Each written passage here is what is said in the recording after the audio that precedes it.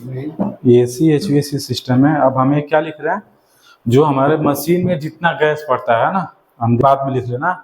जैसे गैस क्या होता है, एक सिलेंडर में भरा होता है ना, तो उसमें 3 प्रेशर होता है, एक स्टैंडिंग प्रेशर, एक सक्शन प्रेशर, एक डिस्चार्ज प्रेशर। तो पता है आपको, हाँ, डिस्चार्ज प्रेशर ज़्यादा रहेगा, सक्शन प्रेशर कम रहेगा। और एक स्टैंडिंग प्रेशर, स्टैंडिंग प्रेशर क्या होता है, जो स्थिर है, जो किसी सिलेंडर में स्टोर है, उसे हम क्या कहते हैं, स्टैंडिंग प्रेशर।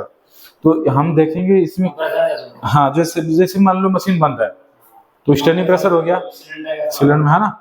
मान लो किसी सिलेंडर में भरा हुआ है गैस, तो वो भी स्टैंडिंग प्रेशर हो गया। मशीन बंद है, कोई काम नहीं कर रहा है, तो उसमें जो प्रेशर दिखाएगा वो स्टैंडिंग प्रेशर कहेंगे हम उसको। जब रनिंग रहेगा तब हम उसको बोलेंगे डिस्चार्ज प्रेशर इतना है, सक्शन प्रेशर इतना है। और जब मशीन बंद है तो उसको स्टैंडिंग प्रेशर कहते हैं। अब उसमें ये बोल सकते हैं सक्शन प्रेशर का, सक्शन लाइन का स्टैंडिंग प्रेशर इतना बता रहा है, तो सक्शन डिस्चार्ज में ही वाल लगा के चेक करेंगे तो दोनों में एक ही समान ही रहेगा स्टैंडिंग प्रेशर, जब उसमें कोई प्रॉब्लम नहीं होगा तो, है ना। आप समझ गए ना, जो मशीन बंद है या सिलेंडर में भरा हुआ मशीन है, गैस है, उसको हम स्टैंडिंग प्रेशर कहते हैं। जो रनिंग है, मशीन रन हो गया, चालू हो गया मशीन, चालू में तो उसको सक्शन प्रेशर बोलते हैं और डिस्चार्ज प्रेशर बोलते हैं। अब देखिए इसमें बेसिकली हमारे जो एसी में यूज होता है गैस, है ना, उसमें पहला R22 नंबर जिसे हम फ्रेम कहते हैं, R22, फिर 410, फिर R32, 134 और 407 नंबर का। इतना गैस जो है हमारा एसी में यूज होता है। और भी गैस का अलग अलग यूज है, उसको हम उसके साथ में हम एक पीडीएफ बनाया है ना, पीडीएफ है। पीडीएफ में हम क्या करेंगे, पूरा डिटेल्स लिखा है कि उस कौन सा मशीन है, गैस कौन सा है ना, कौन सा मशीन है, उसमें गैस कौन सा पड़ा है, और उसका सक्शन प्रेशर कितना होगा, स्टैंडिंग प्रेशर कितना होगा, और उसका डिस्चार्ज प्रेशर कितना होगा, सबका लिखा हुआ है ना। तो उसमें थोड़ा सा ऐड कर लीजिए, समझ गए ना। हम एसी के गैस यूज होने वाले का नाम समझेंगे, उसका स्टैंडिंग प्रेशर, सक्शन प्रेशर और डिस्चार्ज प्रेशर, और कौन से मशीन में कितना गैस डालते हैं, कितना उसका सक्शन प्रेशर होना चाहिए, ये सब हम देखेंगे, ठीक ना। तो इसमें लिख दिए एसी एंड एचवीएसी सिस्टम में कई प्रकार के गैस यूज किया जाता है, कई प्रकार के हम गैस यूज करते हैं, प्रयोग करते हैं। जैसे कि इसका किसी भी मशीन में, जैसे स्पीड हो गया, पैकेज एसी हो गया, है ना, तो इसमें आप लिख लीजिए सक्शन प्रेशर 65 psi जी। मान लो एसी का नाम पहले लिख लो, ऑल एसी, जो इसमें यूज होने वाला गैस तो हो गया R22। ये अभी किस मशीन में कितना होगा, तो ऑल मशीन में जो होगा, है ना, यूज, जो, हाँ, सभी मशीन में यूज होगा, एसी मशीन, है ना, उसमें हमारा सक्शन प्रेशर कितना होगा, 65 psi जी, है ना, हमारा क्या हो गया 65 psi जी। और डिस्चार्ज प्रेशर कितना हो गया हमारा 280 से लेके 380 psi जी। psi जी का फुल फॉर्म क्या है, pound square inch gauge, pound square inch gauge, है ना। तो सक्शन प्रेशर हमारा 65 psi जी हो गया, और डिस्चार्ज प्रेशर 280 से लेकर के 380 psi जी हो गया। एक चीज हो गया, इसका स्टैंडिंग प्रेशर होता है 125 से लेकर 150 तक। तो इसमें तीनों लिख लीजिए। इसमें हम क्या करते हैं, वेपर भी गैस चार्ज करते हैं और लिक्विड भी गैस चार्ज करते हैं, है ना। तो अभी मान लो मशीन लीकेज है, मशीन लीकेज है, हम लीकेज टेस्ट कर लिए, उसका जो हवा है उसको हम, एक वैक्यूम पंप आता है मशीन, उससे हम हवा खींच लिए, खींचने के बाद हम गैस डालेंगे। जब मशीन बंद करके हम डालेंगे तो उसको हम सिलेंडर को डिस्चार्ज लाइन से लिक्विड में डाल देंगे, है ना, फुल नहीं, 50%। स्टैंडिंग प्रेशर आपको कितना है R22 का 125 से 150 तक, है ना। तो हम 70 psi जी, 50 psi जी हम क्या करेंगे, लिक्विड डिस्चार्ज लाइन से हम डाल देंगे, फिर हम बंद करेंगे, है ना। मैनिफोल्ड गेज होगा उस टाइप का, है ना, वो गेज दीजिए, पीछे गेज है, हाँ, दो, सॉरी, तो ये हमारा इस मैनिफोल्ड से हम गैस डालेंगे, है ना। ये हमारा सक्शन प्रेशर में लगता है, ये हमारा डिस्चार्ज प्रेशर में लगता है। तो हम ये वाला जो मिडल का लाइन है, ये हमारा सिलेंडर लगता है इसमें, तो हमें सक्शन लाइन में डालना है। पहले डिस्चार्ज लाइन में डालना, तो हम लिक्विड करके हम क्या करेंगे, सिलेंडर को पलटी करके हम लिक्विड डाल देंगे 50%, 50 psi तक, फिर हम बंद करेंगे। फिर सक्शन लाइन से हम क्या करेंगे, हम वेपर गैस डालेंगे, यानी सिलेंडर खड़ा करेंगे ऐसे। ऐसे करेंगे तो 100% वैक्यूम वो उसमें पूरा लिक्विड जाता है, और जब से सीधा करके डालेंगे तो लिक्विड और वेपर दोनों मिक्स होकर के जाएगा सिलेंडर में। तो हम सीधे उसको 150 यानी स्टैंडिंग प्रेशर पूरा चार्ज कर देंगे। मशीन बंद में जितना गैस ले लेता है ना, उतना उसको हम स्टैंडिंग बोलते हैं, स्टैंडिंग चार्ज हो गया है गैस, समझ गए। गैस चार्ज हो गया, गैस चार्ज होने के बाद फिर हम क्या करेंगे, अब मशीन को हम ये दोनों वाल्व बंद कर देंगे। दोनों वाल्व बंद करने के बाद फिर हम मशीन को चालू करेंगे, है ना। मशीन जब चालू करेंगे तो उसको हम देखेंगे कि सक्शन प्रेशर और डिस्चार्ज प्रेशर कितना बता रहा है। तो हम देखेंगे अभी स्टैंडिंग प्रेशर में कभी कभी क्या होता है, मशीन चार्ज हो जाता है, कभी कभी क्या होता है थोड़ा डालना पड़ता है। तो हम धीरे धीरे फिर बाद में क्या करें, सक्शन लाइन से, ये जो ब्लू वाला लाइन है, सक्शन लाइन से थोड़ा खुल के हम रुक के गैस चार्ज करते रहेंगे। इसको कहाँ तक लाएंगे हम सक्शन प्रेशर को, 65 psi तक। वो तो स्टैंडिंग प्रेशर हो गया ना। अब मशीन चालू कर दी है तब वो क्या हो गया, रनिंग प्रेशर हो गया। रनिंग प्रेशर में सक्शन प्रेशर और डिस्चार्ज प्रेशर कितना होगा, तो हम सक्शन प्रेशर को कितना रखेंगे रन मशीन में 65, और डिस्चार्ज प्रेशर 280 से लेकर के 380 psi तक। तो ऐसे हमारा गैस चार्ज होता है। अभी जरूरत पड़ा आपको, और मान लो अगर उसमें हम क्या सक्शन लाइन ठंडा नहीं होगा, है ना, तो थोड़ा सा हम क्या करेंगे, सिलेंडर को पलटी करेंगे और थोड़ा सा उसमें लिक्विड मारेंगे, है ना। लिक्विड मारेंगे तो यहाँ पे पानी जैसे दिखता है ग्लास, साइड ग्लास पे, तो हम फिर रुक जाएंगे। एकदम लगातार गैस नहीं चार्ज करना है, थोड़ा रुक के करेंगे। फिर हम सक्शन लाइन पे हाथ लगाएंगे, ठंडा आ गया, इसका मतलब हमारा सक्शन लाइन में ठंडा आना चाहिए, उसी से हमारा कंप्रेसर ठंडा रहता है। और सक्शन लाइन ठंडा नहीं हुआ तो कंप्रेसर हमारा गर्म होगा, तो कंप्रेसर जल जाएगा, है ना, ट्रिप मारेगा, जल जाएगा। तो इसलिए हमारा सक्शन लाइन हमेशा ठंडा होना चाहिए, है ना, एकदम आइस भी नहीं होना चाहिए, बस नॉर्मल जैसे हम करते हैं ना, कैसे आप लोग देखे थे विंडो एसी में, तो उतना आना चाहिए हमें। तो समझ गए हमें, यानी इसका मतलब कि जो फ्रीऑन गैस है उसको हम लिक्विड भी चार्ज कर सकते हैं और हम वेपर भी गैस चार्ज कर सकते हैं। कैसे चार्ज करते हैं गैस का प्रोसेस बता दिया आपको। हम ये सब प्रैक्टिकल भी सीखेंगे, जो चीज़ हम कर रहे हैं ना ये सब प्रैक्टिकली चीज़ है। हम पहले थियरी कंप्लीट हो जाए तो फिर हम कैसे गैस चार्ज करते हैं, कैसे वैक्यूम करते हैं, कैसे लीक टेस्ट करते हैं, वो सारा चीज़ हम देखेंगे, ब्रेजिंग कैसे मारते हैं, ठीक है। तो ये चीज़ हो गया। अब देखिए, अब दूसरा 410 नंबर का गैस, 410 नंबर गैस, ये क्या होता है, ये भी स्प्लिट एसी में यूज होगा, ना विंडो एसी में तो मैंने नहीं देखा है स्प्लिट एसी में देखा हूँ, डीएक्स में देखा हूँ, पैकेज एसी में देखा हूँ, है ना, वीआरबी में भी देखा हूँ मैं, समझ रहे हैं। तो ऐसे ऐसे मशीन में आता है। तो इसका स्टैंडिंग प्रेशर कितना होता है हमारा, 250 psi तक रहेगा स्टैंडिंग प्रेशर, 250 psi। अभी स्टैंडिंग समझ गया ना, स्टैंडिंग किसे कहते हैं हम, जो बंद रहेगा, जो किसी सिलेंडर में स्थिर रहेगा, उसको हम स्टैंडिंग प्रेशर बोलते हैं। तो इसका 410 नंबर का स्टैंडिंग प्रेशर कितना होता है, 250 होता है ना। और इसका सक्शन प्रेशर होता है 110 से लेकर के 120 psi। कोई कोई ओवर चार्ज करता है तो 130 psi जाएगा, ठीक। और इसका डिस्चार्ज प्रेशर होता है 380 से लेकर 450 psi तक। तो क्लाइमेट के ऊपर डिपेंड करता है, आपका कंडेंसर चोक तो नहीं है, बाहर का जो इन्वायरमेंट है, बाहर का जो टेम्परेचर है वो हमारा कैसा है ना, और उसका जो जो जो क्या बोलते हैं एयर है, जो कंडेंसेशन हो रहा है, जो उसका कंडेंसर का जो हीट निकाल रहा है वो सही जगह पे फ्लो कर रहा है कि नहीं, वही तो रिसाइकलिंग तो नहीं कर रहा है। ये सारा चीज हम देखते हैं, प्रेशर के ऊपर डिपेंड करता है ना। ये सब चीज सही रहेगा तो हमारा तीन जो सक्शन प्रेशर हमारा क्या इतना हो गया, 110 से लेकर 120 130 psi, और डिस्चार्ज प्रेशर हमारा 380 से लेकर 450 psi तक रहेगा, है ना, इसके बीच में रहेगा। अब इसमें क्या है कि हम सिर्फ लिक्विड चार्ज करते हैं, इसमें वेपर चार्ज नहीं करते हैं, है ना। अब कोई कोई तो मैं देखा हूँ गैस टॉप अप भी किए हैं, जैसे मशीन चालू में ही ऐसे, पर होता है गैस टॉप अप होता है, उसका अलग ही प्रोसेस है। और छोटी मशीन है जैसे स्पीड एसी हो गया, है ना, कैसेट एसी हो गया, डीएक्स एसी हो गया, तो इसमें क्या करिए कि आप अगर गैस लीक है तो पूरा गैस निकाल के आप गैस चार्ज करो। गैस निकाल दीजिए, थोड़ा बहुत लीक है तो उसको अब रिकवर गैस नहीं होता है। तो कुछ लोग को मैं देखा हूँ किसी फील्ड पे कि गैस 410 को रिकवर भी करते हैं, पर रिकवर करना अच्छा नहीं है। जैसे आप किसी डाइकिन वाले की कंपनी में काम कर रहे हो या एलजी में कर रहे हो, मित्सुबिशी में कर रहे हो, तो जो उनका इंजीनियर होता है वो रिकवरी करने के लिए नहीं कहता है, जैसे एक रिकवरी पंप होता है ना, रिकवरी पंप मान लो गैस लीक हो गया, कोई रीजन से हो गया, कुछ हो गया ना, तो बाकी का गैस लोग क्या करते हैं जो कंपनी में वो रिकवर कर लेते हैं। वो क्या होता है, दो गैस से मिक्स होकर के बना होता है, जो 410 नंबर गैस है, दो गैस मिक्स होकर के बना है।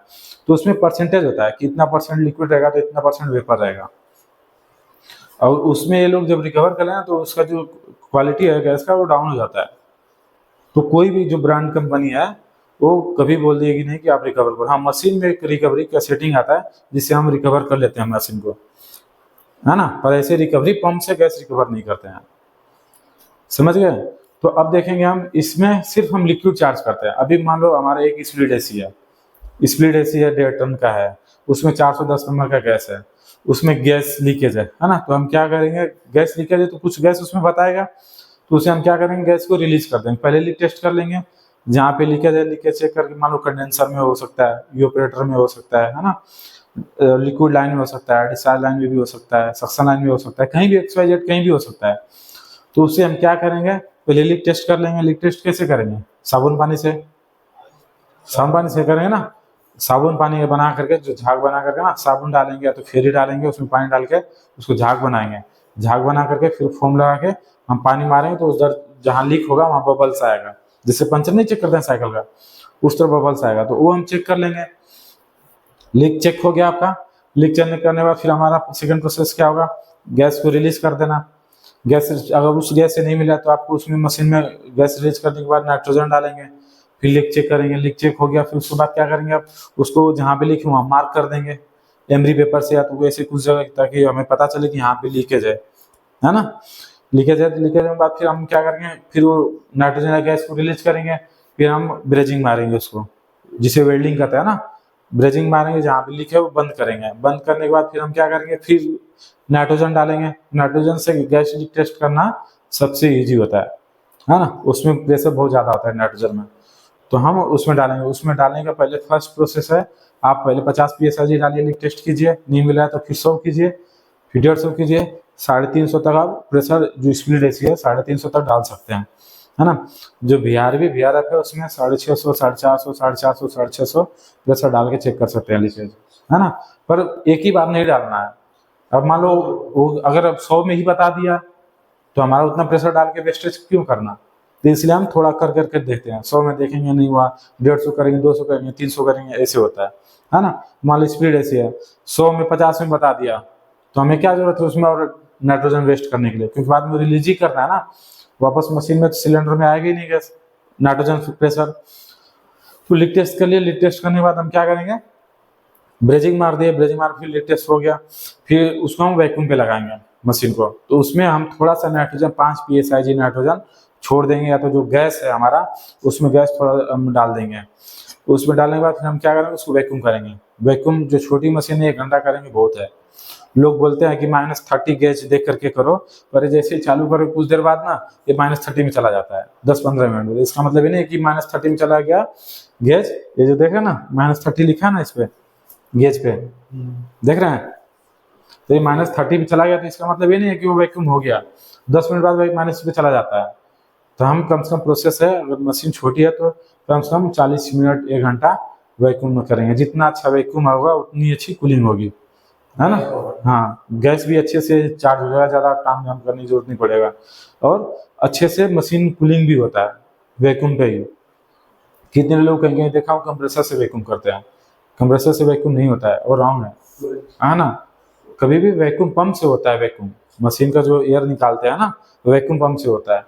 वो आगे हम पढ़ेंगे कि वैक्यूम पंप क्यों यूज करते हैं, हम क्यों कंप्रेसर से ये अगर वैक्यूम करेंगे तो क्या रीजन है, क्या फॉल्ट होगा, कंप्रेसर वैक्यूम पंप से करेंगे तो उससे क्या फायदा क्या है ना। जब धीरे धीरे आगे बढ़ेंगे प्रैक्टिकल में, जब हम जाएंगे ना गैस चार्जिंग में, तो मैं आपको प्रैक्टिकली करके दिखाऊंगा मैं, ठीक, क्लियर हो गया ना। अब हम देख लिए उसमें हमारा वैक्यूम हो गया, आधा घंटा 1 घंटा वैक्यूम कर दिए, फिर उसको हम वैक्यूम पे क्या करेंगे, होल्ड करके रखेंगे 5 मिनट 10 मिनट, ताकि अगर ये वैक्यूम रहेगा तो ये माइनस में रहेगा, आके माइनस में रहेगा, तो हम वैक्यूम होल्ड करके रखेंगे, उसको वैक्यूम होल्ड करके कहते हैं। वैक्यूम होल्ड इसलिए करते हैं ताकि देखेंगे वापस कि कहीं कहीं लीक तो नहीं है, वापस तो नहीं बढ़ रहा है।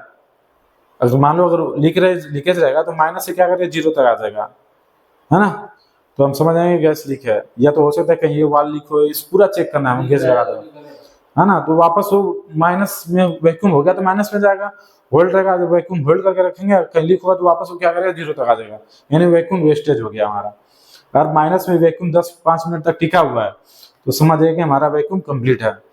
फिर हम क्या करेंगे, अब 410 नंबर गैस को लोग बोलते हैं प्रेशर से, कोई प्रेशर से डालता है, तो 410 नंबर गैस को प्रेशर से कभी नहीं डालना चाहिए।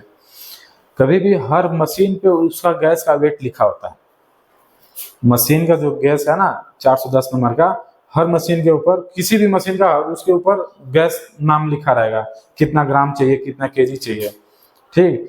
तो उसका एक रेंज होता है, उतने पाइपिंग, जैसे स्प्लिट एसी है ना, आउटडोर कहाँ ऊपर लगता है तो बाहर लगता है, इंडोर क्या करता है रूम के अंदर लगा रहता है, तो उसका एक रेंज होता है कि इतने रेंज के पाइप में हमारा इतना गैस चाहिए, प्लस उससे ज़्यादा पाइप बढ़ेगा तो हम एक्स्ट्रा गैस ऐड करते हैं उसमें। तो वो सब सारा चीज़ सेटिंग में रहता है, वो इंजीनियर पहले ही लिखा रहेगा, या तो आप मशीन पे काम कर रहे हैं, मेंटेनेंस कर रहे हैं, तो इतना अनुभव हो जाता है, ठीक ना।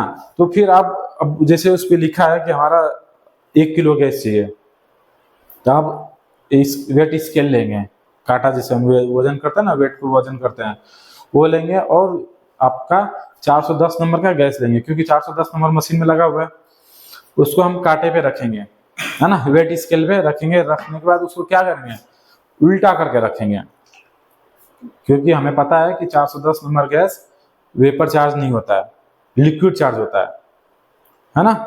तो हम उसको क्या करेंगे, उल्टा करके रखेंगे, और जो उसके जो हम चार्जिंग लाइन लगाएंगे उसमें भी थोड़ा एयर रहेगा, तो उसको हम हल्का सा पर्च कर देंगे। पर्च मतलब उसका जो गैस है ना, थोड़ा सा हम बाहर हवा में रिलीज कर देंगे हल्का सा, तो जो भी उसके अंदर हवा होगा, देखे होंगे कभी पानी का पाइप होता है जो हम टूल पंप में लगाते हैं, तो पानी लगाते हैं तो उसके पहले हवा निकलता है, बाद में पानी निकल का आता है ना, तो हवा जो है ना उसी को हम गैस के माध्यम से रिलीज करते हैं चार्जिंग लाइन से।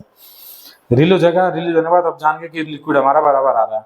फिर हम क्या करेंगे, वेट स्केल पे हम कांटा रख दिए, कांटा पे सिलेंडर रख दिए, और उसको हम 0 दबा देंगे।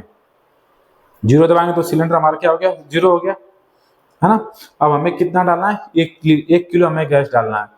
तो हम गैस को, गैस क्या करेंगे, दोनों सक्शन और डिस्चार्ज लाइन से हम गैस को खोल देंगे, है ना। सक्शन और डिस्चार्ज लाइन गैस का खोल देंगे, और दोनों गैस क्या होगा, हमारा दोनों तरफ से हमारा स्टैंडिंग प्रेशर जाएगा। कितना गैस डालेंगे, हमें मशीन में कितना की जरूरत है, 1 kg का, है ना। तो हम वेट स्केल पे देखते रहेंगे 1 kg कितना हुआ, जैसे 1 kg होगा हम बंद कर देंगे। बंद करने के बाद हम फिर क्या करेंगे, मशीन को चालू कर देंगे। चालू कर दिया मशीन को, बराबर आपका 110 psi आएगा सक्शन प्रेशर।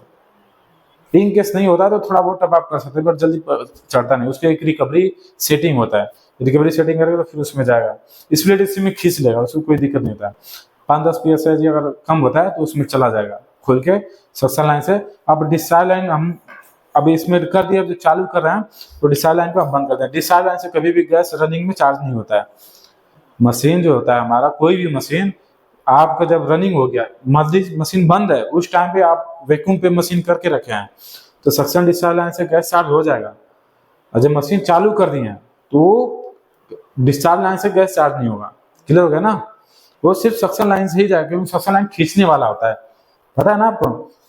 जो मोटी पाइप, ठंडी पाइप होती है, वो सक्शन लाइन खींचता है कंप्रेसर की तरफ, है ना। कंप्रेसर क्या करता है, सक्शन लाइन से तरफ खींचता है, डिस्चार्ज थ्रो करता है। अब डिस्चार्ज से डालेंगे तो डिस्चार्ज और नहीं तो वापस इसमें ही भेजेगा, है ना।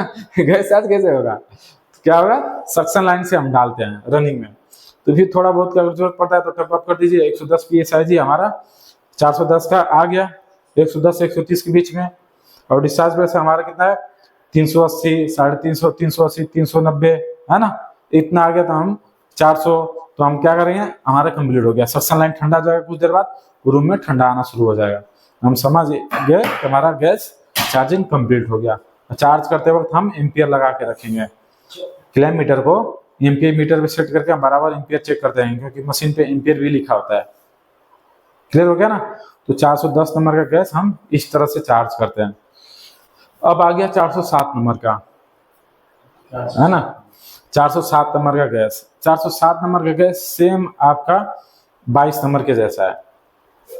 407 नंबर गैस जो है ना सेम 22 नंबर का गैस है, उसका अब देखिए 407 नंबर का गैस का स्टैंडिंग प्रेशर कितना होता है, सेम होगा 150 psi जी, 125 से 150 psi जी, है ना। अब उसका सक्शन प्रेशर कितना आएगा, 65, ये 55 से लेकर के 55 तक जाता है, 55 से ज्यादा चढ़ेगा ही नहीं वो गैस, है ना। 55 से 60 65 इतना ही रहेगा, पर 55 तक वो ठंडा हो जाता है ना। सेम R22 के जैसे ही फ्रीऑन जो R22 है एकदम सेम वैसे ही प्रोसेस, बस उसमें फर्क क्या है, उसमें सिर्फ हम लिक्विड चार्ज करते हैं। 410 नंबर गैस जो है ना लिक्विड चार्ज होता है, वेपर चार्ज नहीं होता है। तो उसको हम क्या करेंगे कि अब 410 को जो गैस है ना, अब सेम प्रोसेस हर मशीन का प्रोसेस करने का, गैस चार्ज करने का प्रोसेस वही है। लीक चेक किए, लीक मिल गया, ब्रेजिंग किए, ब्रेजिंग करने के बाद फिर लीक टेस्ट करेंगे, लीक क्लियर हो गया, फिर हम फिर वैक्यूम करेंगे 1 घंटा, जितना मशीन है उस हिसाब से करेंगे, है ना। फिर वैक्यूम करने के बाद फिर हम गैस प्रोसेस वही है चार्ज करने के लिए, फिर हम मशीन को सक्शन डिस्चार्ज लाइन से स्टैंडिंग प्रेशर डाल देंगे, है ना। और लिक्विड आपको मालूम है कि ये 407 नंबर लिक्विड चार्ज होता है, तो सिलेंडर को हम पलटी मार देंगे, पलटी मार के हम क्या करेंगे, गैस को सक्शन डिस्चार्ज से हम खोल देंगे। ये देखिए ये जो हमारा इसमें चला गया ब्लू वाला सक्शन लाइन में, ये वाला रेड वाला क्या हो गया डिस्चार्ज लाइन में, और जो ए वाला लाइन है हमारा क्या हो गया सिलेंडर में चला जाएगा, ये सिलेंडर में चला गया, है ना। ये से हम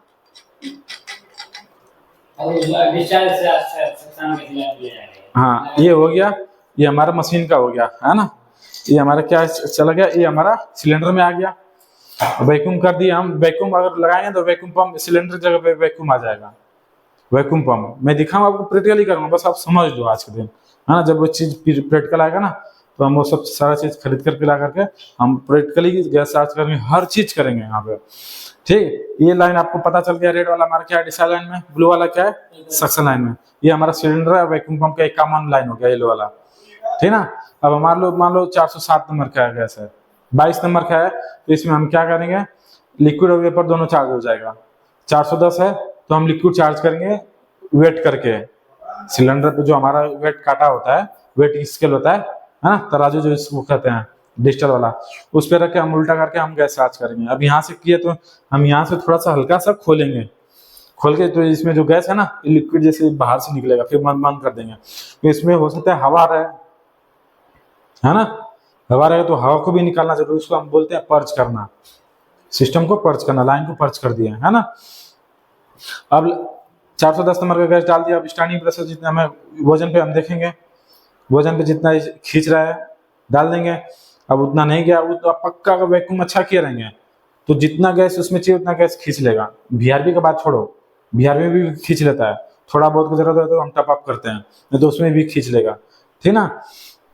अब ये हो गया हमारा 410 का, उसका सक्शन प्रेशर कितना होगा 110 से लेकर 130 psi जी, डिस्चार्ज प्रेशर कितना होगा 410 का 380 से लेकर 450 तक, 400 तक, है ना।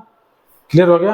अब इसी तरह हम 407 नंबर का गैस यूज करेंगे, तो 407 नंबर हम सिर्फ लिक्विड चार्ज करते हैं, ठीक ना। मान लो गैस मशीन लीकेज है तो हमारा ब्लू वाला लाइन कहाँ जाएगा, डिस्चार्ज वाला कहाँ जाएगा, डिस्चार्ज लाइन में रेड वाला, है ना।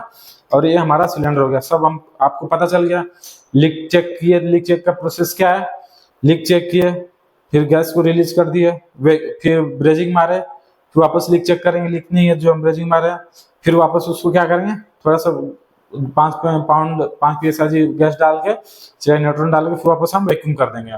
वैक्यूम में छोटा मशीन है तो 1 घंटा 40 मिनट बहुत है, कर दिए। फिर उसको वैक्यूम थोड़ा होल्ड करेंगे 5 मिनट तक, देखेंगे -30 से 0 तो नहीं आ रहा है, तो फिर हम क्या करेंगे, जो गैस है उस हिसाब से हम गैस चार्ज करेंगे। तो सपोज मान लो हमारा 407 नंबर का गैस है ना, 407 नंबर का गैस है, तो हम क्या करेंगे मशीन को, उसमें भी वेट रहता है, हर मशीन पे वेट स्केल का नंबर रहेगा, तो 407 में कोई दिक्कत नहीं है उसमें।